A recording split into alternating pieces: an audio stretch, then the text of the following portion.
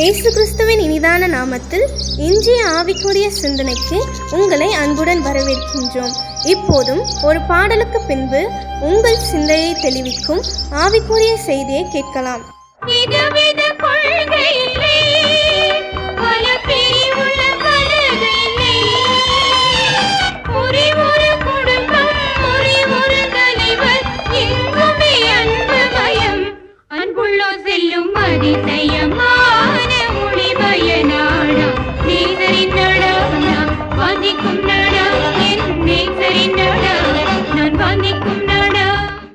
ஆண்டவர் இரட்சகருமாகிய இயேசுவின் இனிதான நாமத்தினால் உங்களை வாழ்த்துகிறேன். இந்த நாள் நம்முடைய ஆவிக்குரிய சிந்தனைக்காக 1 பேதுரு 1:17 நான் வாசிக்கிறேன்.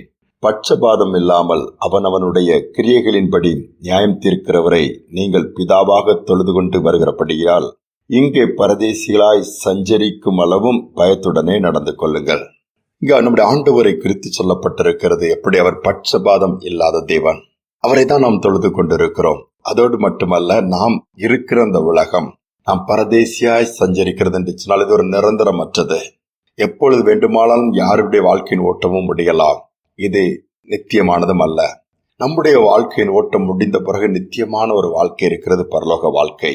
அதுதான் நமக்கு ஏற்படுத்தப்பட்ட ஒன்று. அதுவரை பூமியில் இருக்கிற நாட்களில் நாம் பட்சபாதம் இல்லாதவர்களாய் கர்த்தருக்கு பயந்து ஆண்டவருக்கு முன்னுரிமை கொடுத்து அவரை மகிமைப்படுத்தி வாழ வேண்டும் என்று சொல்லி ஆண்டவர் விரும்புகிறார். இன்னைக்கு அநேக இடங்களில் இந்த பட்சபாதம் ஏற்றத்தாழ்வுகளை பார்க்க முடிகிறது. வேதத்திலும் பார்க்கலாம். பிள்ளைகளை பார்க்கும் பொழுது பெற்றோர்கள் சில பிள்ளைகளுக்கு அதிக அன்பு, மற்ற பிள்ளைகளை ஒதுக்கி வைக்கிறது பார்க்க முடிகிறது. ஈசாக்கு ரெபெக்காளுடைய வாழ்க்கை பார்க்கும் பொழுது ஏசா யாக்கோபு என்ற பிள்ளைகளை, யாக்கோபை ரெபெக்காள் அந்த தாய் அதிகமா நேசிக்கிறார், ஏசாவை தகப்பன் நேசிக்கிறார். இன்னுமா யாக்கோபை பார்க்கும் பொழுது அவருடைய வாழ்க்கையிலே யோசேப்புக்கு முக்கியத்துவம் கொடுத்து ஒரு பலவர்ண அங்கியை தைத்துக் கொடுக்கிறார். இதனால் கூட பிறந்தவர்களுக்கு மனஸ்தாபங்கள் வருகிறது. இன்னும் தாவீதை எடுத்துக்கொண்டால் தகப்பன் தாவீதை மறந்தே விட்டார் என்று சொல்லலாம். 8 பிள்ளைகள் தாவீதின் அப்பாவுக்கு. ஆனால் இவன் மறக்கப்பட்ட ஒரு மகனாக ஆடு மேய்த்துக் கொண்டிருக்கிறான். ஆனால் ஆண்டவர் மறக்கவில்லை. நம்முடைய ஆண்டவர் பட்சபாதம் உள்ள தேவன் அல்ல. இன்னைக்கு உலகத்திலே உயர்ந்தவர், தாழ்ந்தவர், பணக்காரர், ஏழை என்று சொல்லி பலவித படிப்புக்கேற்ற காரியங்கள், அழகுக்கேற்ற காரியங்கள் மற்ற பல காரியங்களிலே வேற்றுமைகள் ஏற்பட்டு அதற்கு தக்கதான் என்று வாழ்க்கை வாழ்ந்து வருகிறார்கள். ஆனால் கிறிஸ்துவை ஏற்றுக்கொண்டு ஆண்டவரை ஒரு முன்மாதிரியாக வைத்து வாழ்கிற, அவரை பின்பற்றுகிற நாம் எப்படி இருக்கிறோம்? அதை தான் இன்று சிந்திக்கும்படி அழைக்கப்படுகிறோம். 2 சகோதரிகளுக்குள்ளே ஒரு சின்ன போட்டி வந்து விட்டதாம். யார் அழகாக இருக்கிறார் என்று சொல்லி. தங்கச்சி சொல்லுகிறான், நான் தான் அழகாக இருக்கிறேன். இல்லை இல்லை, நீ அல்ல, நான் தான் அழகாக இருக்கிறேன்.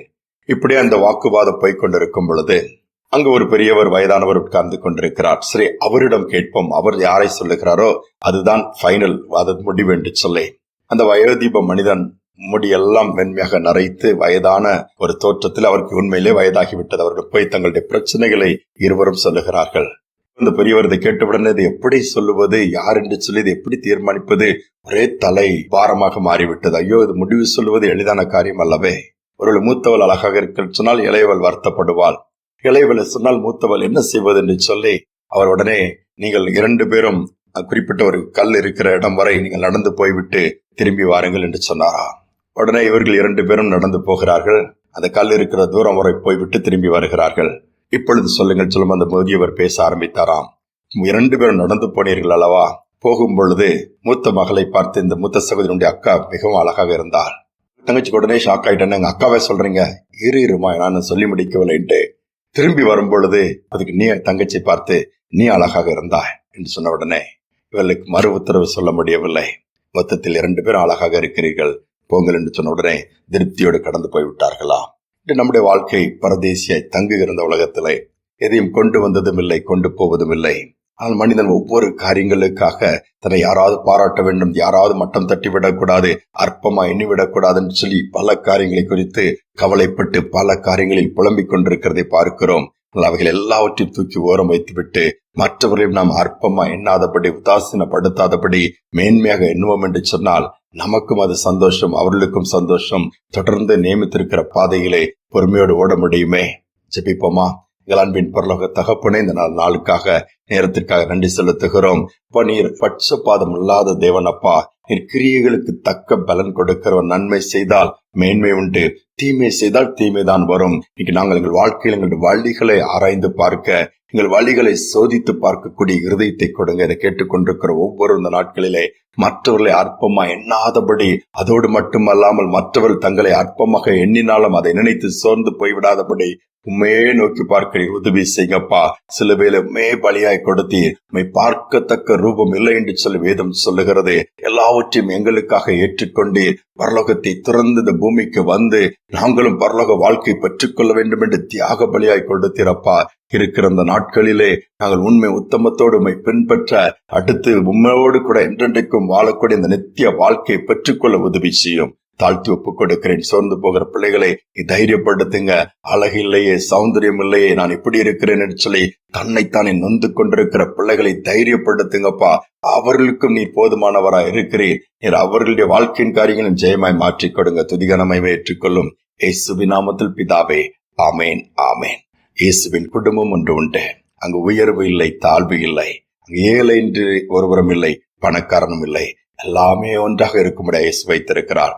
அந்த குடும்பத்தின் அங்கத்தினராக இருந்து அந்த குடும்ப வாழ்க்கையிலே நித்தியமாய் வாழ நம்மை அர்ப்பணிப்போம். நித்தம் கர்த்தர் நம்மை நடத்துவார். இந்த சிந்தனையோடு இந்த நாளை தொடருவோம். மீண்டுமாய் நாளை தினம் சந்திப்போம். உயர்வும் இல்லை, அங்கு தாழ்வும் இல்லை, ஏழை இல்லை, பணக்காரன் இல்லை. உயர்வும் இல்லை, அங்கு தாழ்வும் இல்லை, ஏழை இல்லை, பணக்காரன் இல்லை. ராஜாதி ராஜா இயேசு என்றென்றும் ஆண்டிடுவார். ராஜாதி ராஜா இயேசு என்றென்றும் ஆண்டிடுவார்.